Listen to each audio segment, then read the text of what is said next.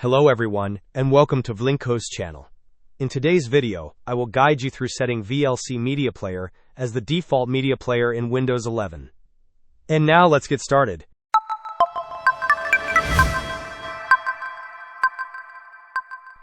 To begin, right-click on the Start button located on your taskbar. From the menu that appears, select Settings.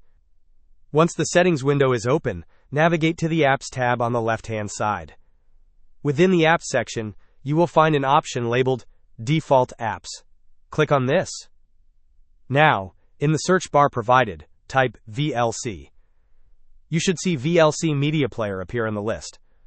Click on VLC Media Player. You will then see a list of file types and link types. For each type of media or link that you wish to associate with VLC, click on the current default application. Finally, select VLC Media Player from the list of available applications to set it as the default for that specific file or link type. Repeat this process for all the file types you wish to open with VLC by default. Hope this was helpful. Don't forget to like and subscribe if you enjoyed. As always, thanks for watching, and I will see you in the next video.